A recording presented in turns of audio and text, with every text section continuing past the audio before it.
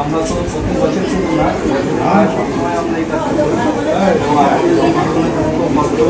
এই যে সামনে পুজো আসছে, এই পুজো মানে শত বাঘ বিধবা মায়েরা এসেছে, 400 বাঘ বিধবা মা এবং প্রায় 100 মৎস্যজীবী মহলে যারা বাঘের সাথে লড়াই করে আমাদের তরফ থেকে এই উপহারগুলো তারা পেলেন। এবং সারা বছর জুড়ে আমরা চেষ্টা করছি আপনাদের হাত দিয়ে, আপনাদের ছাগল বাচ্চা দিয়ে, আপনাদের চারা গাছ দিয়ে স্বাবলম্বী করা, কৃষি বাগান করে স্বাবলম্বী করা। এইভাবেই মনে করুন যে স্বামীকে হারিয়ে আজকে আমাদের মতো সন্তানদের পাশে পেয়েছেন আপনারা, মনের সাহস থেকে আমাদের এগোতে হবে। আমাদের অনেকে পাচার হয়ে যাচ্ছিল স্বামী মারা যাওয়ার পরে বাঘের হানায়, সেগুলোকে আমরা রোধ করতে পেরেছি। আপনাদের বাড়ির বাচ্চাদের লেখাপড়া বন্ধ হয়ে যাচ্ছিল, তাদেরকে আমরা স্কুলে পাঠিয়ে লেখাপড়ার ব্যবস্থা করতে পেরেছি। ফলে সারা পৃথিবীতে এটাই সুন্দরবন যেখানে প্রায় 1000 খানিক বাঘ বিধবা মা আছে যাদের স্বামীদের বাঘের হানায় হারিয়েছেন আমাদের মায়েরা। আজকে সেই বাঘ বিধবা মারা তারা কিন্তু নিজেদের বাঁচার একটা আশা দেখছেন, আত্মবিশ্বাস ফিরে পেয়েছেন। এগুলো হচ্ছে অত্যন্ত সাধারণ ব্যাপার, কিন্তু এর সাথে যে সংগঠনটা আমরা গড়ে তুলেছি, আমরা একত্রিত হতে পেরেছি, ঐক্যবদ্ধ হতে পেরেছি, সেটার ভেতর থেকে আমরা নতুন করে বাঁচার আশা দেখছি, নতুন করে বাঁচার স্বপ্ন দেখছি। আমার স্বামী জঙ্গলে গিয়েছিল মাছ কাঁকড়া ধরতে গেলে বাঘের আক্রান্তে আমার স্বামীকে তুলে নিয়ে যায় বাঘে। এবার অনেক লোকই ছিল কিন্তু আমার স্বামীকে উদ্ধার করে বাঁচাতে পারিনি, লাশ পেয়েছিল কিন্তু বাঁচাতে পারিনি আমার স্বামী। হ্যাঁ, পেটের টানেই আমাদের এখানে কোনো আয় ইনকাম নেই, জঙ্গল ছাড়া কোনো ইনকাম নেই। এবার পেটের টানে তো আমাদের ইনকাম করতে যেতেই হবে জঙ্গলে, এবার সেই জন্য ইনকাম করতে গিয়েছিল যে আমাদের দুর্ঘটনা ঘটে গেছে।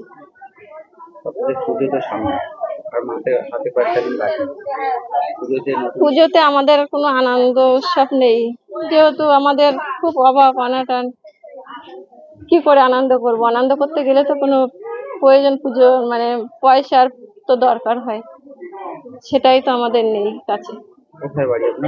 আমার বাড়ি সুন্দরবন। কি নাম আপনার? অঞ্জলি বালা।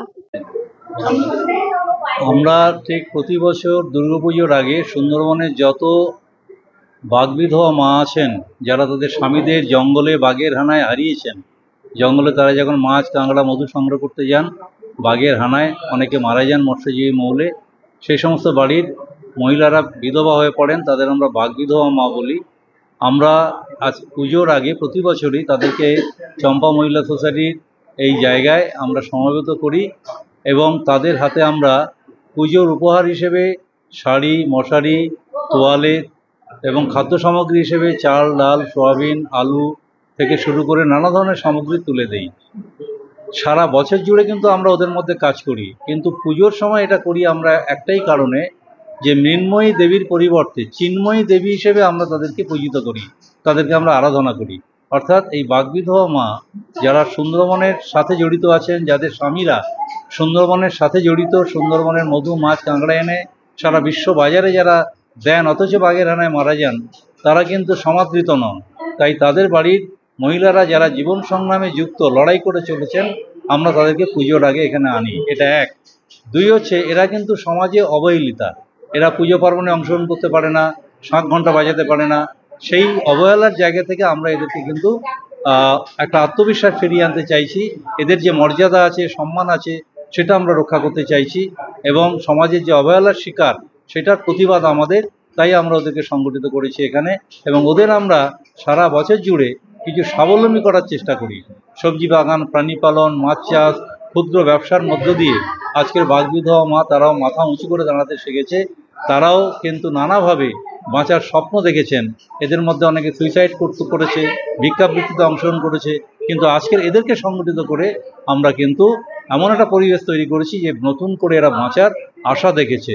এবং শুধু আমি নয়, আমার পাশে রাজ্যের বিভিন্ন সংগঠন, প্রতিষ্ঠান, ব্যক্তিগতভাবে বহু মানুষ সুন্দরবনের এই হতভাগ্য বাঘ বিধবাদের পাশে এসে দাঁড়িয়েছেন। তারা কর্মধান মাননীয় ডক্টর শ্রী তাপস রায় তিনি আছেন, তাকে মঞ্চে আহ্বান করছি এবং তার এই সোহম দে, শ্রী কাজল দত্ত, তারা বারে বারেই আসেন, প্রতি বছরই আসেন, অসাধারণ কাজ করেন, আমাদের অনুরোধ করছি, প্রচুর সহযোগিতা করেন আমাদের মাননীয় শ্রী সুরজিৎ দে মহাশয়। কি বলবো, বলার দরকার পড়ে না প্রায়। নিজে যেচেই আমাকে বললেন ওলো আমি যেটা বলছিলাম যে আমাদের যিনি শেষের যে গানটি গেয়ে আমাদের মনটাকে একেবারেই পাল্টে দিলেন। আমাদের ভিডিও ভালো লাগলে লাইক এবং শেয়ার করুন। কমেন্ট সেকশনে গিয়ে জানান আপনাদের মতামত।